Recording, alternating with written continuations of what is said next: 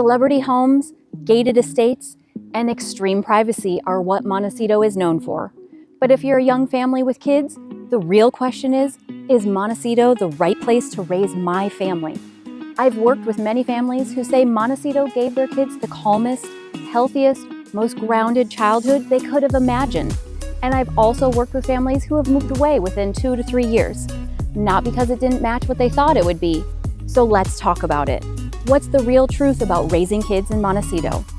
I too am raising my children in the city and truly understand firsthand the pros and cons, so I'm sharing the day-to-day reality of how kids actually grow up here, what parents love, what surprises almost everyone, and which families thrive versus which ones struggle. Stay with me until the end because I'm going to share the single thing that matters more than the house, the street, and even more than the view. And most relocating families completely miss it. When families imagine raising kids in Montecito, they picture the obvious things first: the beach, the sunshine, the safety, the beauty, the sense of we made it. But what really defines childhood here isn't what you see, it's the pace. Montecito is slower by design. And that sounds like a small detail, but it changes everything. Kids here tend to have more structured time than in most affluent cities. They're not constantly being moved from one thing to the next, not living in the backseat, and they're not always on. They have space to be kids. A typical afternoon here looks like this.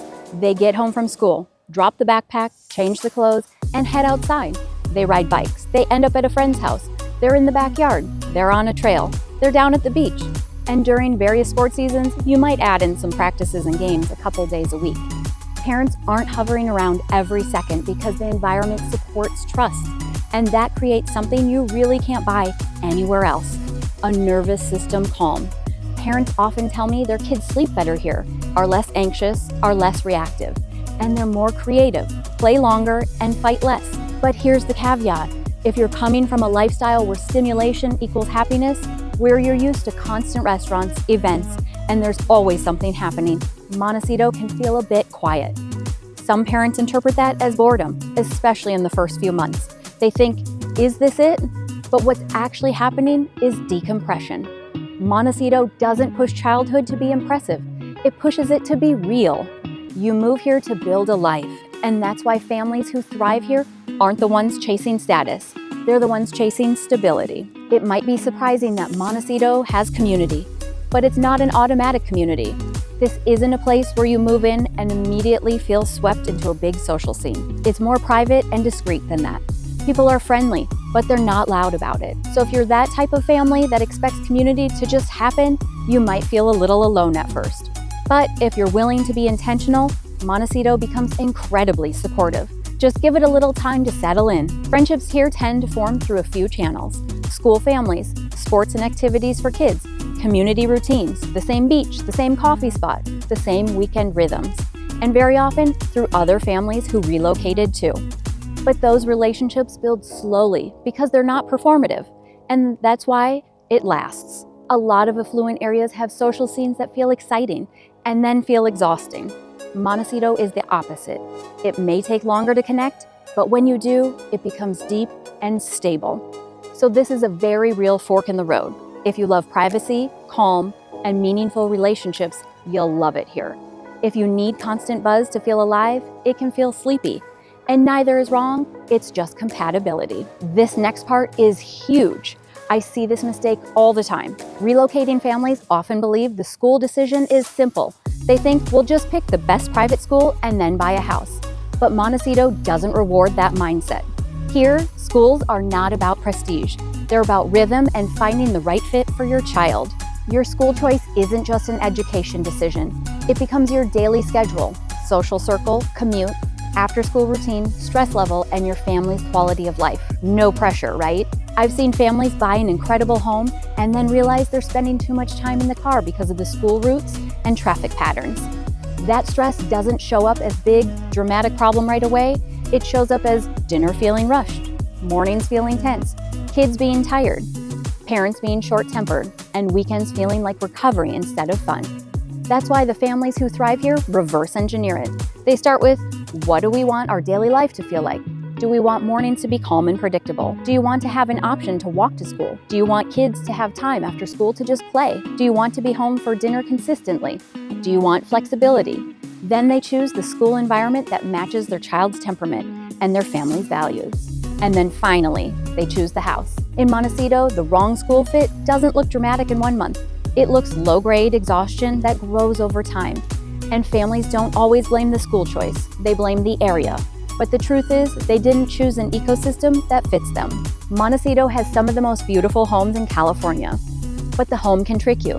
If you buy based on the house alone, the architecture, the lot, the gates, the view, you might accidentally buy a daily life you don't want. For young families, what matters is how easy is it to get to school? How easy is it to get to groceries without turning it into a project? Whether you'll actually use the beach or if it's just something you do once a month. And whether you're isolated in a way that feels peaceful or isolated in a way that feels lonely. I've seen families buy huge properties where the kids don't even use the land because their friends are far away and playdates are complicated. I've also seen families buy smaller homes in the right pocket where the kids have constant connection and parents feel like life is easy. The blunt truth, in Monaceto, the wrong location can make even the most expensive homes feel inconvenient. That's why micro-location matters so much here.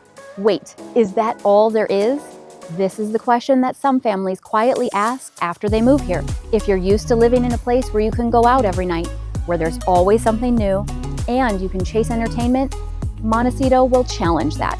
The city doesn't try to impress you or try to constantly give you dopamine. And at first, that can feel like something is missing, but then something else happens. You start to breathe again. You start to notice you're not rushing, you're not on high alert, you're not spending half your life in traffic, you're not constantly negotiating schedules, your kids are calmer, your own mind is quieter, and families realize that this is the point. Monaceto is a place where you trade excitement for stability. And for young families, that trade becomes priceless, but only if you choose it intentionally. So who thrives raising kids in Monaceto? In my experience, the families who love it here long-term tend to have a few things in common. They value privacy and peace more than social status. They care about their kids having a grounded childhood more than having a flashy lifestyle. They're intentional about their routines, morning rhythms, family dinners, and time outside. They like quality over quantity, fewer friends, deeper connections. And they're comfortable with things taking time because Monaceto relationships, routines, and community builds gradually. On the other hand, the families who struggle here often expect instant community, expect constant stimulation, buy based on the house instead of daily life, underestimate how much micro-location affects convenience, and assume the school piece will sort itself out later. And if you're hearing that and thinking, okay, so what do I do with that? Good. That means you're thinking like someone who will choose correctly. If your expectations match reality, this can be one of the most grounding, healthy places your children ever grow up. If they don't, the mismatch shows up slowly, quietly, emotionally, and families leave without ever understanding why it didn't click. To help with that, I created a resource for relocating families. If you'd like it, comment MAP below and I'll personally send it to you.